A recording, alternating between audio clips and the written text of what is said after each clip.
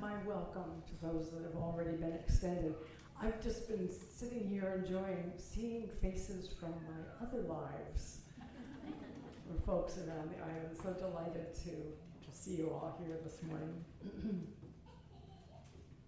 Just want to give a couple of words of context for a fable that I will read for our reading this morning. It shows up in Genesis. Thank you for the bow to the Old Testament, Peter. It's the first book in the Hebrew Bible. And it comes into play as part of the creation myths that attempt to explain certain aspects of the human condition. And it's a short fable, very easy to dismiss as a charming bit of ancient narrative.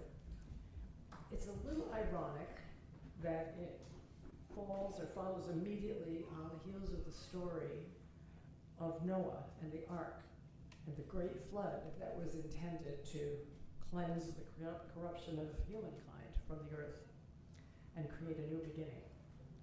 At the end of that story, divine wisdom promised never to cleanse the earth in the same way again. It was probably a good decision on the part of the divinity because clearly it did not work the first time. And so another round of human endeavor begins. So here's the fable of the Tower of Babel. Now, the whole earth had one language and the same words. And as they migrated from the east, they came to the plain of Shinar and settled there. And they said to one another, "Come, let's make bricks and fire them thoroughly." And they had brick for stone, bitumen for mortar. Then they said, "Come, let us build ourselves a city and a tower with its top in the heavens, and let us make a name for ourselves. Otherwise we'll be scattered all over the face of the earth." The Lord came down to see the city and the tower which the mortals had built. And the Lord said, "Look, they are one people. They have all one language. And this is only the beginning of what they will do. Nothing that they propose to do will now be impossible for them. Come, let us go down and confuse their language there, so that they will not understand one another's speech." So the Lord scattered them abroad from there over the face of all the earth, and they left off building the city. Therefore it was called Babel, because there the Lord confused the language of all the earth, and from there the Lord scattered them abroad over the face of the earth. End of story. Or beginning. Last week at First Congregational Church in West Tisbury, we were celebrating Pride Sunday, and we heard Reverend Dr. Emily Towns preaching on the theme of seeking paradise in a world of theme parks. She currently serves as the Martin Luther King Jr. Professor of Religion and Black Studies at Boston University. She began her sermon by reminding us of the multiple celebrations and observances that happen across the month of June. It was a remarkable reminder of the vast diversity we enjoy across American culture. So, like beginning with today, we celebrate fathers and father figures and gentlemen who have served as male mentors for other people. And so we wish you Happy Father's Day in all of those capacities. We also observe today the summer solstice, longest day of the year. The list of significant observances in the month of June is long. June is Pride Month. We've just observed and celebrated Juneteenth. June is also National Caribbean American Heritage Month. It's National Men's Health Month. It's Alzheimer's and Brain Awareness Month. It's PTSD Awareness Month. There are also special days of observance in June. June 12th is Loving Day, and it marks the anniversary of the 1967 Supreme Court ruling that struck down state bans on interracial marriage. June 20th is World Refugee Day, honors the resilience of our refugees. June 21st is also the International Day of Yoga. And there are week-long observances. Lightning Safety Awareness Week, Pollinator Week, National Flag Week. And if all of that was not enough, the World Cup brought together people from all over the world together to enjoy and celebrate a beloved sport. Kind of leaves one breathless. In 1 month alone, that is a lot of reminding of how diverse our culture is, how rich and abundant with reasons for gratitude and celebration, how rich in observances that raise and stimulate our conscious awareness. This rich diversity was not the goal of the crowd that conspired to build the Tower of Babel. Charles Adady, in his analysis of that story, reminds us that the story is not just about why people speak so many different languages. It's not just a short story easily passed over. It's more a story about human pride and ambition. A parable about what happens when human beings try to secure themselves against fear, when they confuse unity with control. The goal of the fabled ancient builders was to create a name for themselves and to prevent being scattered over the earth. And when the deity observes this, it's with a good amount of divine skepticism. Good grief, if they're all one people, they all speak the same language, this nonsense is only the beginning of what they will do. And with a zap of divine power, their speech is confused and they're scattered around the world. And the tower is incomplete. So we don't know for sure what the underlying motivation is in the fable. Possibly the memory of the great flood that destroyed the earth, created a fear of being erased, undone, scattered. So in an act of defiance, the people determined to build something as a monument to permanence. Adady summarizes 3 impulses that are kind of interwoven in the story. Fear, the trauma of loss and scattering, the desire for security.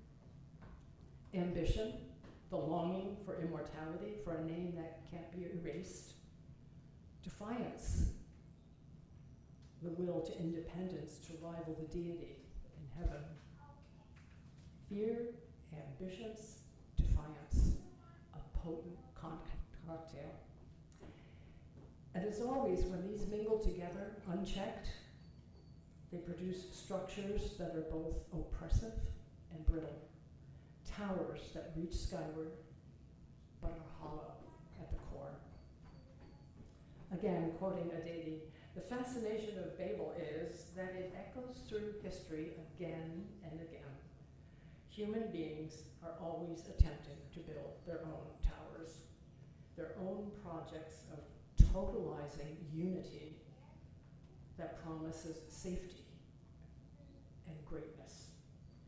But they end up brittle, oppressive, and doomed to fracture. So in modern form, the story of Babel surfaces in social and political structures like communism and fascism, where in the case of communism, the desire is to gather entire populations together under one particular ideology, but in practice results in forcing people to live under one government party where there's no freedom of speech unless it conforms to one ideology. Adegi describes fascism. Fascism, too, builds its towers of unity, its vision of not many voices, but of one people, one destiny, one leader. To deviate is to betray. The result is often catastrophic. War, genocide, the devastation of whole continents. So here we are today, nearing the end of a month of celebrations of so many expressions of diversity and freedom and concern for human well-being, all happening while envisioned arches, ballrooms, bunkers, wrestling arenas, and bronze statues reach toward the sky. Monuments in the service of some desire for a sense of control and permanence. And a peculiar kind of unity, characterized by whiteness, by maleness, characterized by a distorted uniformity under the banner of a very distorted sense of Christianity. But there's another story. It's kind of a bookend, if you will. A story to be found in the mythology of the beginnings of the early Christian movement.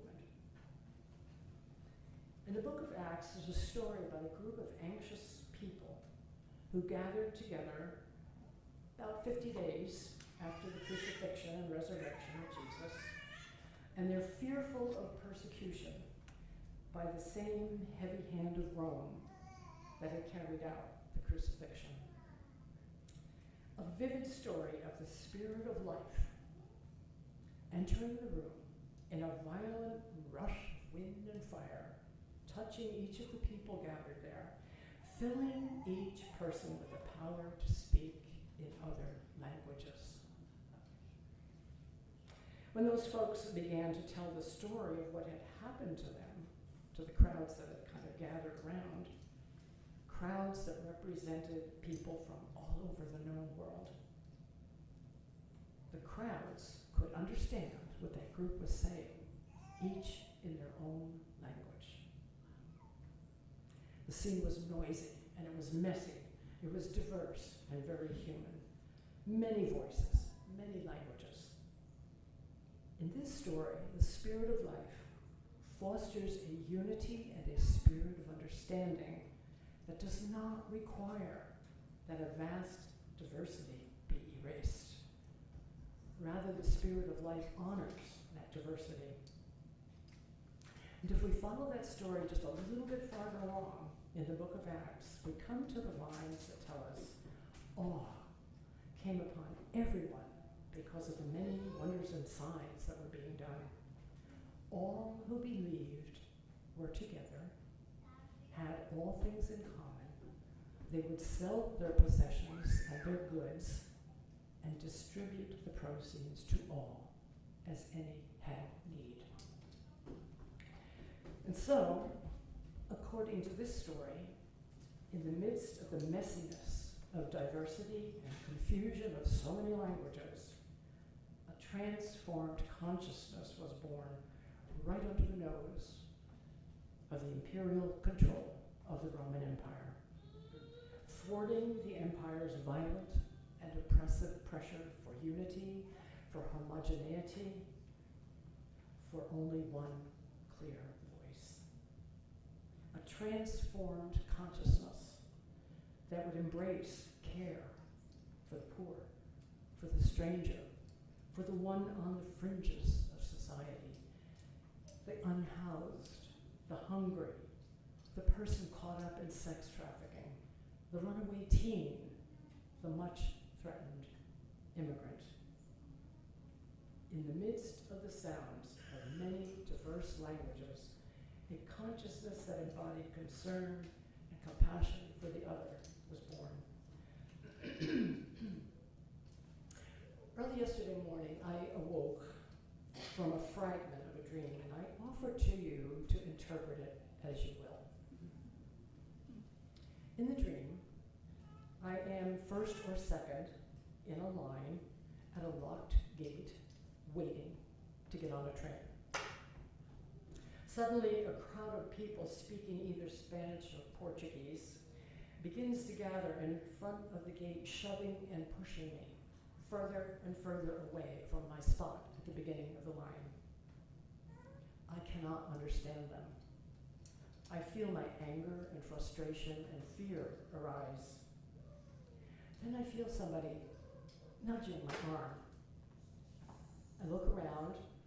I see a very Hispanic-looking man frowning at me. He nudges my arm again. He makes uncomfortable eye contact with me and points to the pocket of my jacket. He alerts me that my wallet is about to fall from my jacket pocket.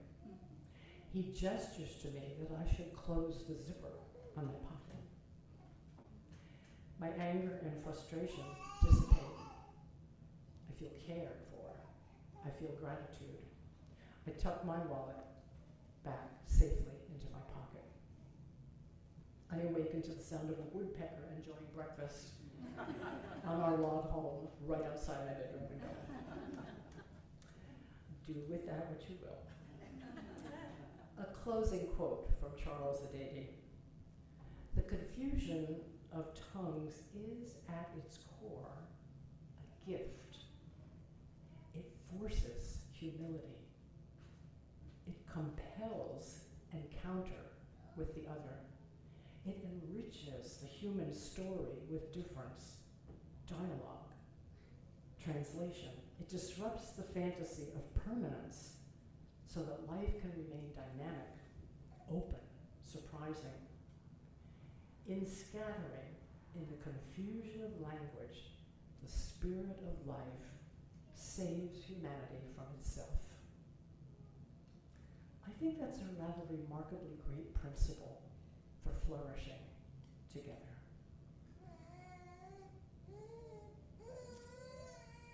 Our closing hymn, and this too, you can interpret it how you will, is Lean on Me, number 1021 in the teal hymnal, the smaller hymnal.